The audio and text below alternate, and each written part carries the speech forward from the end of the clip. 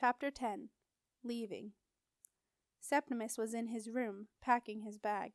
His small round room at the top of the wizard tower was neat and orderly, a result of its occupants' 10 years of training in the young army. Dreadful and dangerous as those years had been for Septimus, now that the young army was disbanded and he was reunited with his family, he had begun to stop despising everything that he had learned as a boy soldier. He was no longer wildly untidy just because he could be. After a brief period, when it had resembled the municipal rubbish dump, his room was now neat and ordered.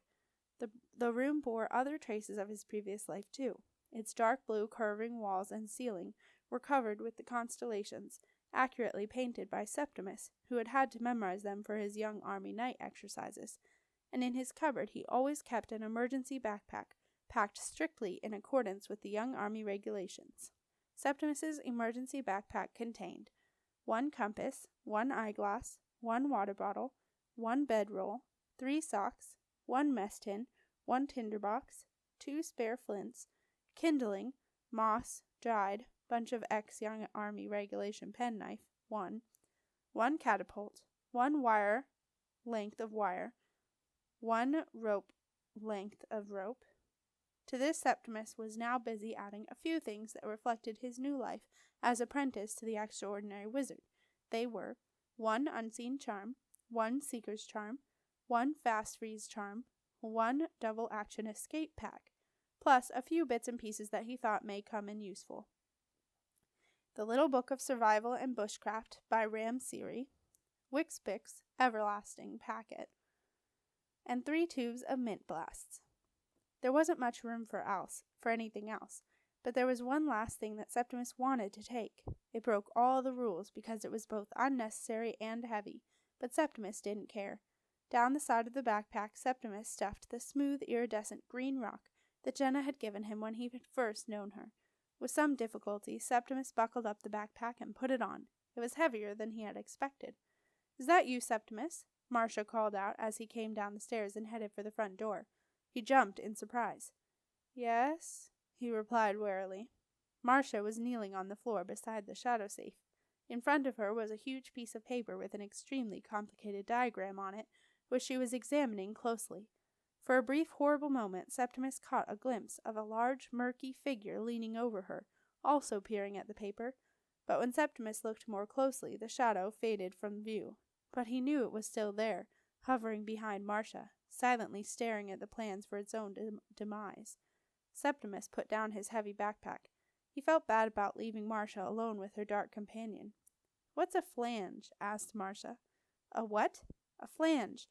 It says here, attach piece Y to the long upright D, taking care to align holes P and Q with the corresponding holes N and O in the left-hand flange. I can't see a wretched flange anywhere." Marcia rifled irritably through a large box of fixings that Professor Van Clamp had given her for the construction of the shadow safe. "It's not in the box," said Septimus. "It's that bit that sticks out. Look there." He ran his finger down a curved projecting rim that ran the length of the edge of the shadow safe.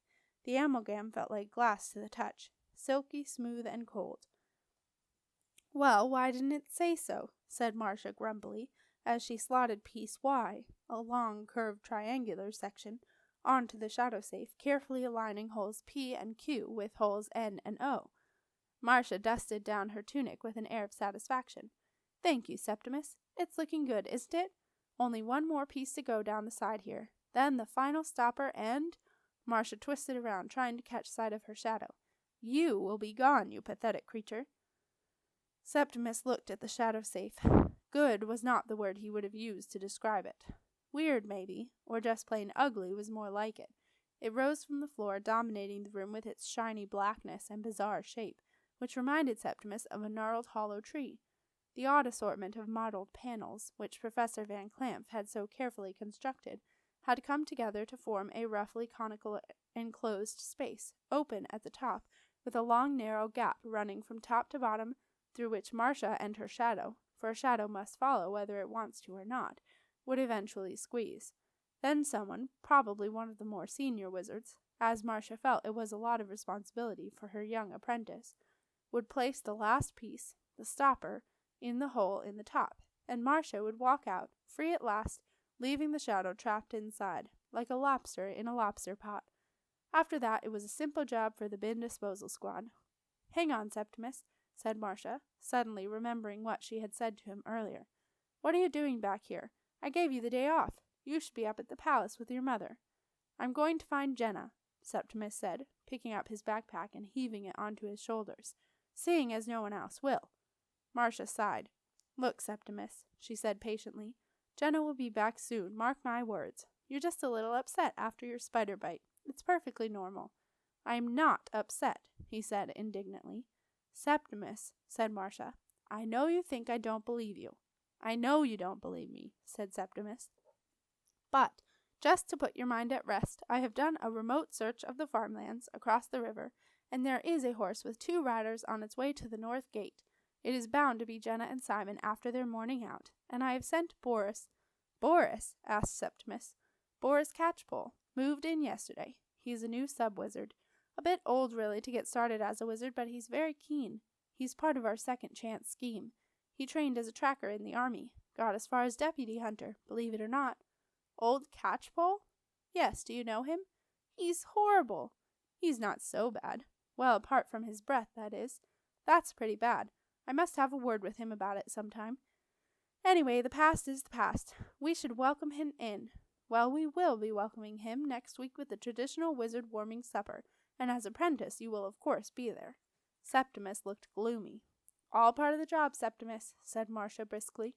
She looked at her glum apprentice standing by the door, weighed down by his heavy backpack.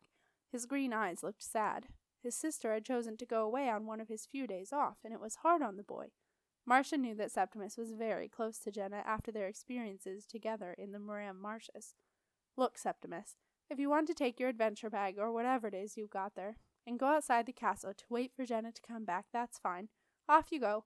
It's a lovely day, and you could walk up to the one-way bridge and watch out for her." "All right," he said doubtfully. "I'll see you later then," said Marcia with a fond smile. "And don't forget to take Jenna straight back to the palace. Why don't you stay the night? Then you can spend some time with Jenna and your parents. And come to think of it, you can make sure Jenna gets off to the Moram marshes tomorrow.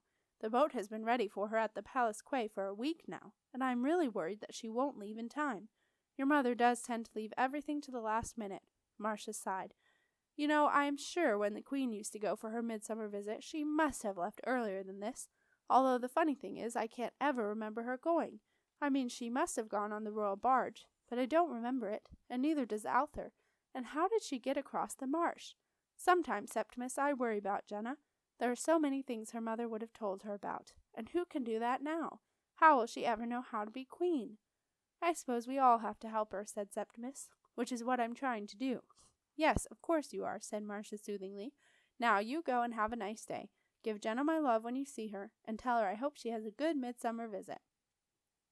Marcia made everything sound so normal that Septimus started to allow himself to believe that Jenna really was coming back.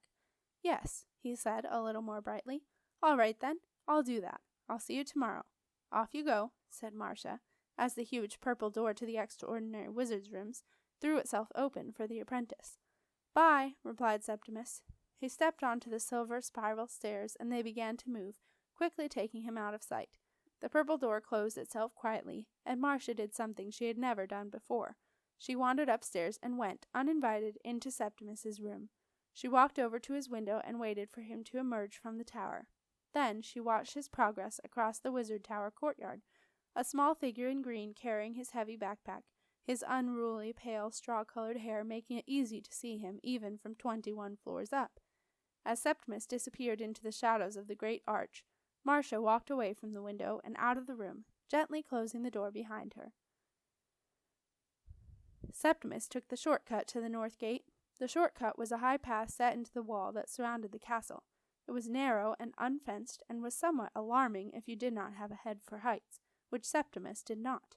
On the right-hand side of the path was a sheer drop of about 20 feet onto roofs, into backyards, or, in one terrifying stretch, a drop of 50 feet straight onto the Ramblings Road, which led to the Ramblings.